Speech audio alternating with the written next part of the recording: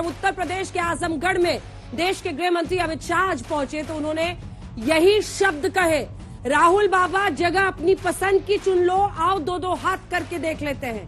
डर किसको लगता है, कौन डरा हुआ है? सूरत की एक कोर्ट ने राहुल जी को सजा दी। सजा होते ही सांसदी चली जाती है, चाहे कोई भी हो। संसद का सत्र खत्म हो गया, लेकिन राहुल गांधी पर लड़ाई थम नहीं रही। बीजेपी लगातार हमलावर है, पार्टी के दिग्गजों ने तलवार खींच रखी है। सूरत की एक कोर्ट ने राहुल जी को सजा दी। सजा होते ही सांसदी चली जाती है, चाहे कोई भी हो। अब तक 17 विधायक सांसदों की सदस्यता रद्द कर दी गई है, राहुल जी की भी हुई।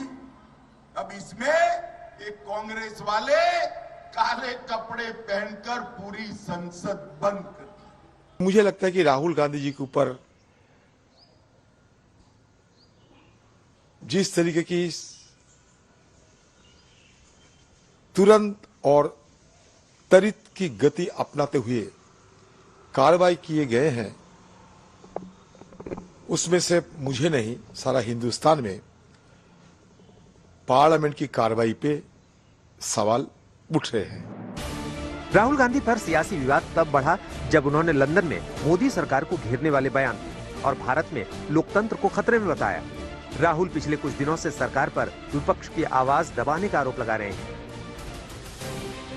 राहुल के लंदन में दिए बयान पर बीजेपी की ओर से माफी की मांग जारी की थी सूरत कोर्ट ने।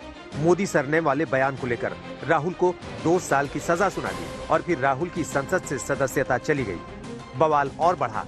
अब तो बीजेपी राहुल को रिपीट ऑफेंडर यानी बार बार गलती करने वाला बता रही है। He is now becoming a repeat offender in terms of putting baseless allegation against the Prime Minister. We saw that prior to 2019 election. Now he is doing it again. He doesn't seem to learn any, lessons from all these false allegations that he wants to. Nirmala ji, हाथ जोड़कर आपसे प्रार्थना है, अरे तुम अपना मंत्रालय तो संभालो। रुपया कहाँ पहुंच गया प्रधानमंत्री जी की उम्र के आगे। अर्थव्यवस्था इस समय एक गंभीर खतरनाक दौर से गुजर रही, कुछ उस पर ध्यान दो निर्मला जी।